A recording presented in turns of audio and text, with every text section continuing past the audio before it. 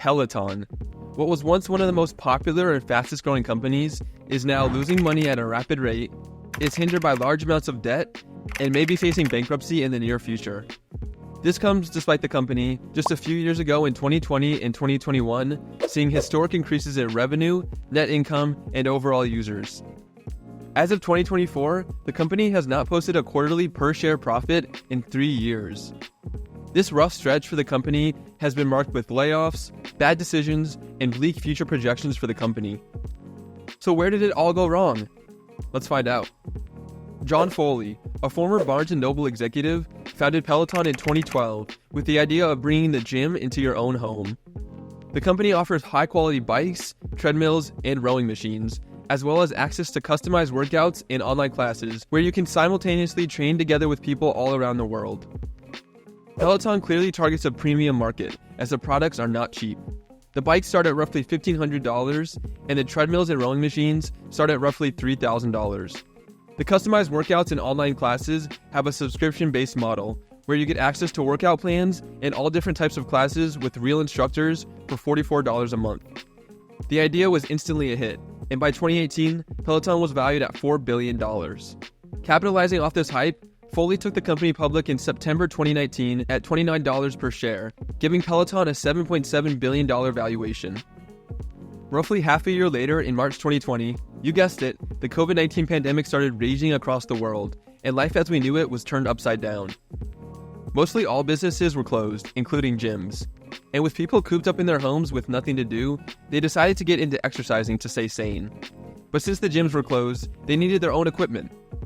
This was the ideal scenario for Peloton, because their whole business model revolved around people buying their products to exercise at home. And Peloton sure did capitalize off this unique, unprecedented situation that they found themselves in. They started advertising substantially more and saw insane sales and demand growth. In quarter 3 of 2020, revenue surged 66% year over year, and the company said that in April of that year, it held its largest single class ever of over 23,000 people participating from their homes across the world. As the pandemic raged on, Peloton's figures continued to grow.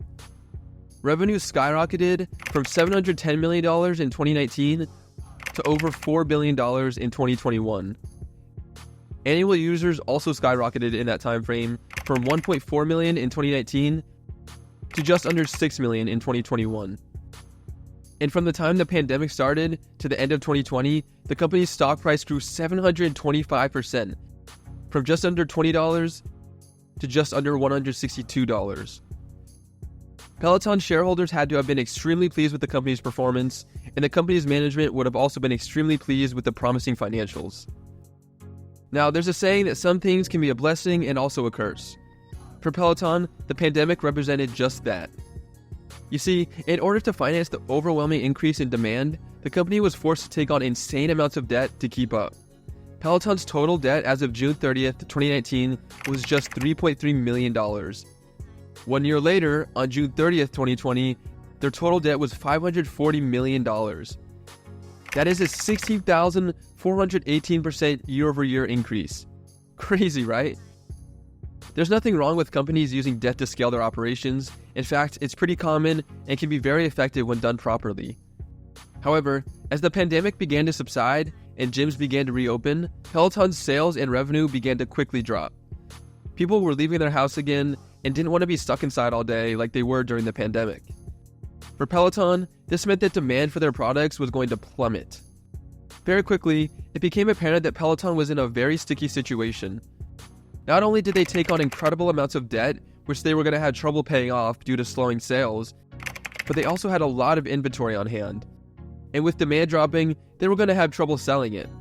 The company just wasn't thinking ahead when they were mass producing their products during the height of the pandemic. For some reason, they didn't forecast that demand would drop once vaccines inevitably became widely available.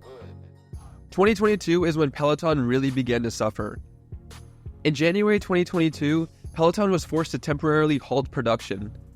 This was due to the significant decrease in demand, as well as the amount of inventory the company already had on hand. Basically, there was no need for them to continue to produce their products at the time because of how much demand had slowed down. It had gotten to a point where they could simply use their leftover inventory from the pandemic to fulfill all current orders. Not exactly a great sign for future growth.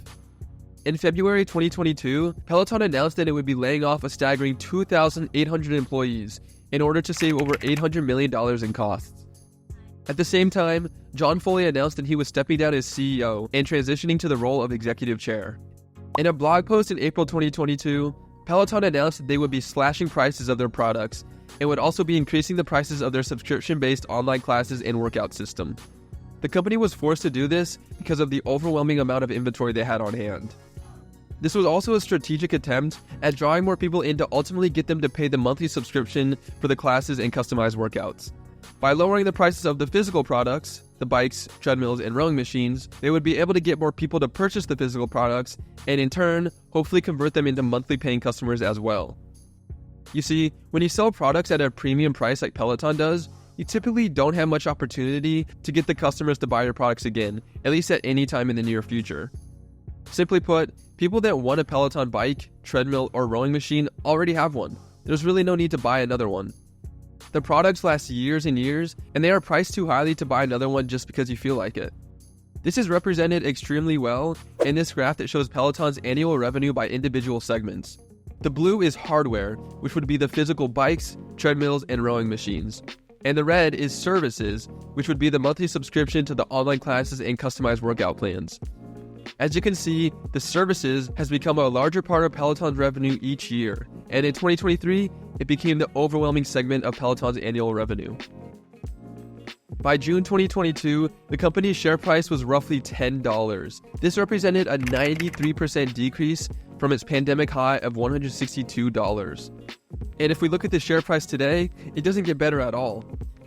As of March 2024, Peloton is trading under $5, a 97% decrease from the pandemic high and an 83% decrease since the company's IPO in 2019. I showed the revenue and annual users increases earlier in the video, but now we're going to take a look at these charts with 2022 and 2023 figures added.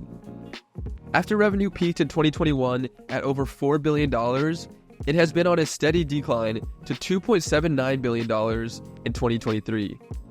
Annual users have also begun to decrease, after increasing to 6.7 million users in 2022 and then falling to 6.4 million users in 2023. And the situation for Peloton doesn't seem like it will get any better. In a shareholder letter in 2024, the company wrote, "While we continue to outperform the connected fitness market, our biggest challenge continues to be growth at scale." This translates to Peloton seeing success in their monthly digital subscriptions, but having trouble selling the physical bikes, treadmills, and rowing machines. In this same letter, they predicted continued lower future revenue for 2024. Additionally, the debt situation hasn't gotten any better either. As of 2023, Peloton has $2.36 billion worth of debt, and with revenue continuing to fall, it will be tough for the company to be able to pay off this debt. So what's in the future for Peloton? As we have emerged from the pandemic, the majority of people have returned to the gyms to exercise. I can see how some people would still want a Peloton product for the odd days where they want the ease of working out at home. However, nowadays with inflation and how expensive the cost of living has become, I just can't see the overwhelming majority of people paying thousands of dollars for a Peloton bike just to use it sometimes. Barry McCarthy, the new CEO who replaced John Foley back in 2022, has more or less come to the same conclusion and is focusing as much of the company's efforts on its digital offerings as possible, as he believes this is where the real money is to be made. But is it too little too late? Has the damage already been done in terms of the overwhelming amount of debt the company is facing? Is bankruptcy in the future? Let me know what you think, and don't forget to subscribe for more business and finance videos.